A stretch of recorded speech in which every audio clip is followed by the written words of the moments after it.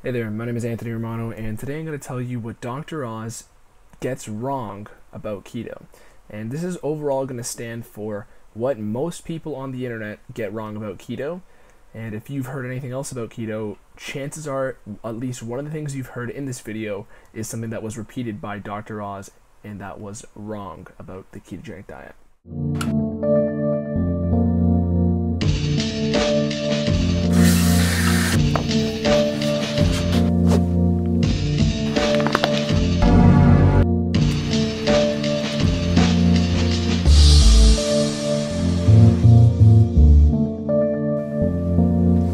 The keto diet is simply a shift in how you eat that claims to turn your body into a fat-burning machine. The ketogenic diet is a high-fat, low-carb eating plan. Eating more fats and very few carbs puts your body into ketosis, a metabolic state where your body burns fat instead of carbs for fuel, often leading to rapid and substantial weight loss. So the first thing wrong that almost every source gets about keto is the macro breakdown. So things are not as complicated as everybody likes to make it seem. So the macro ratio provided, at least from Dr. Oz in this case, and from most sources on the internet about keto, is 20% protein, 80% fat, or 75% fat in this case, and 5% carbs.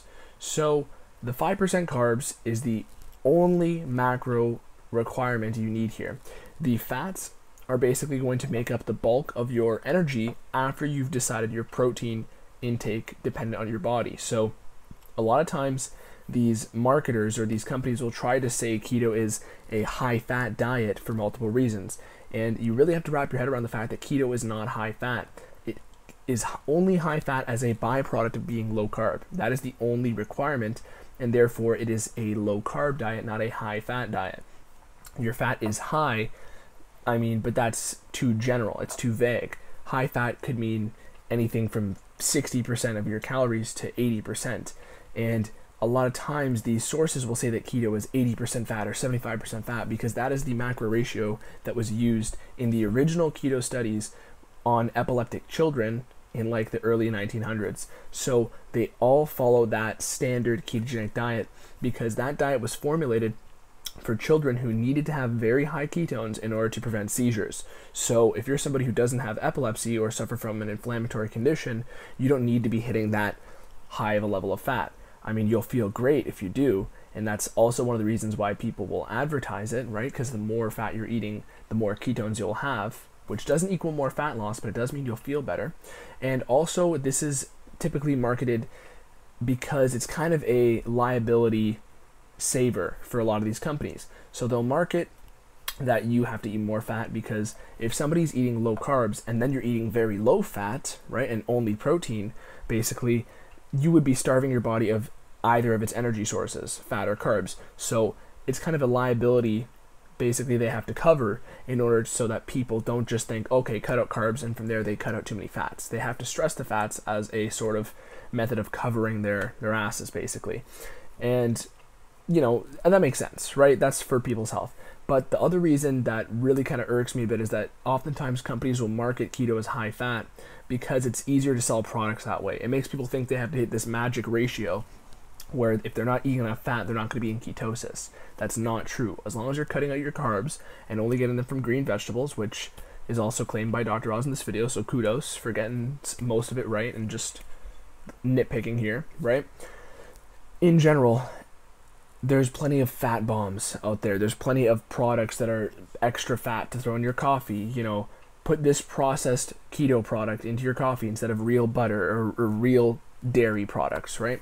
So there's a lot of, smoke and mirrors with that, with the selling and marketing side of things. So that's what you have to watch out for. And that's one of the reasons that kind of irks me about these high-fat keto recommendations, or that you have to hit a certain macro ratio, or that if you don't eat enough fat, you won't be in ketosis, or that if you eat too much protein, you won't be in ketosis.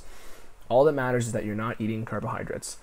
After about a month, your body's going to get way more efficient at being in the keto state, and if you eat 30% protein, even in the beginning, you're not going to have a hard time. Okay? These ratios are just optimal to create more ketones.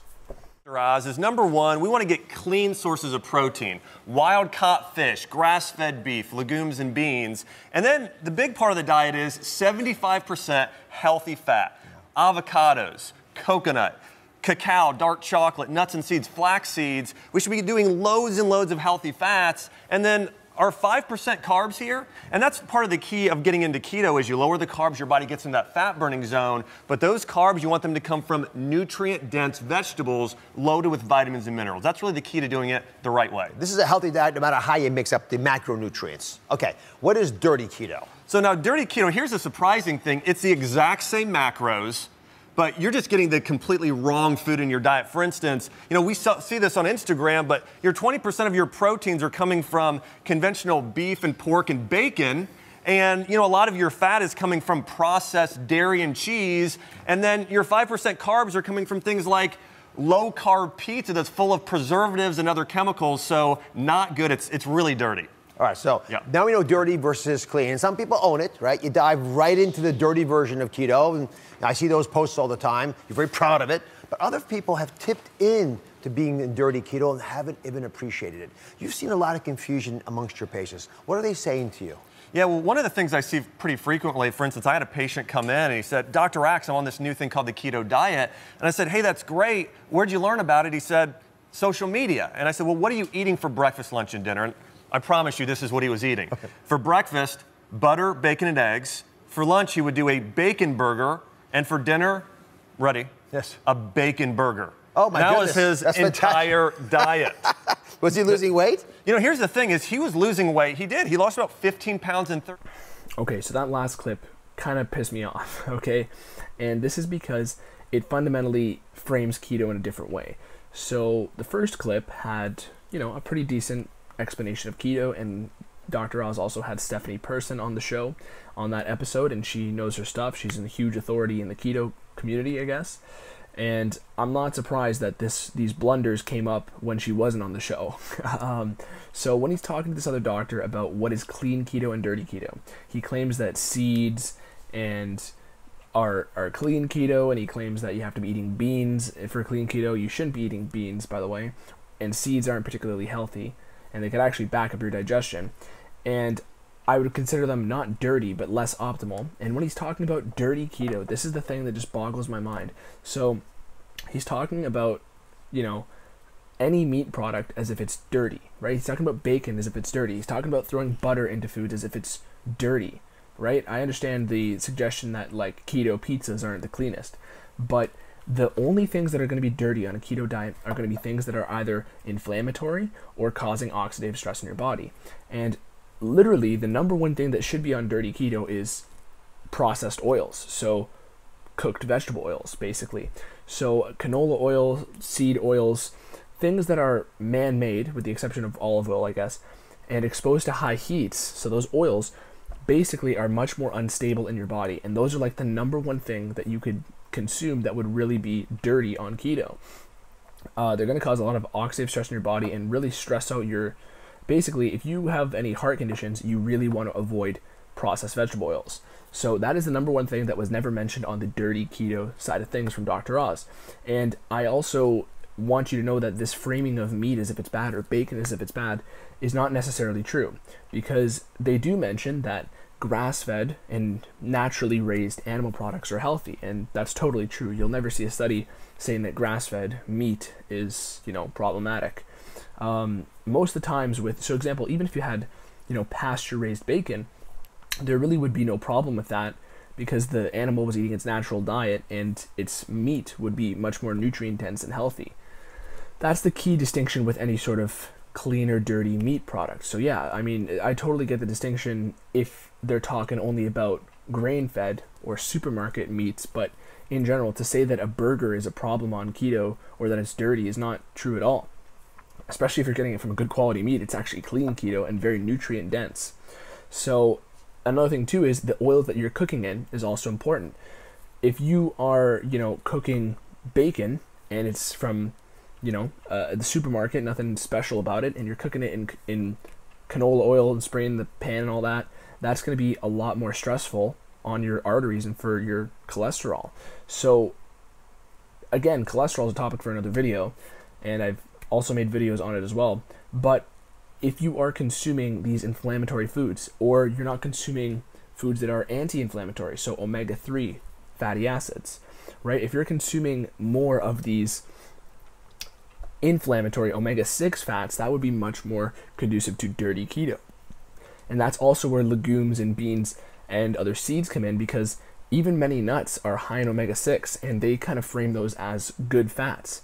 The omega-6 of avocados even is okay, but that's also because it's not cooked. If there was, in general, a lot of the foods they're recommending, right, these seeds, these legumes, these are not particularly something that I would consider healthy keto. At least in moderation, they're fine, but you get the point. The point is that the most dirty keto foods you could eat are inflammatory or oxidative stress causing. So overall, avoid excess omega-6 fats. Increase your saturated fat and your omega-3 fatty acids.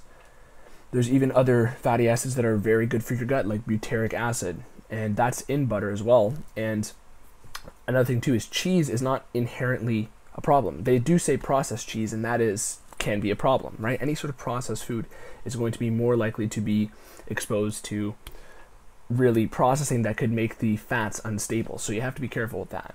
And most of the time, actually, if it's a processed food, even if it's a fat, they'll throw in some sugar just to make it taste better. So that could be more dirty keto, even in the macronutrient sense of things. So overall, if somebody is eating grass-fed animal sources and cutting out processed oils and getting their fat from healthy animal products and getting their vegetables from organic sources and all their meats from organic sources, you're going to have a very clean keto diet, whether it includes pounds of real pasture-raised bacon or burgers or keto pizza recipes, as long as you're eliminating the inflammatory foods. So overall, that is what Dr. Oz gets wrong about keto. And you shouldn't just believe that any of the insinuations that a lot of these companies throw at you are gospel. I mean, even question what I'm saying and do your own research. But the point that is something that you should take away here is that a lot of these companies try to kind of twist the production of keto because it helps them sell things. I mean, Dr. Oz has said plenty of wacky things, and there's lots of corporate sponsorship that gets involved with that. But overall, when it comes to you actually doing a keto diet properly, the distinction between dirty and clean keto is not what Dr. Oz is telling you, at least not fully. Okay, and if you were interested in starting keto properly, I have a free keto meal plan, which you can find in the description, and also a keto contest that you can enter before September 7th and possibly win some prizes. So there's also a free training plan in there. But if you did have any other questions, I'd be happy to answer them, so leave them in the comments and click that little notification bell. Thank you for watching. My name is Anthony Romano. Peace.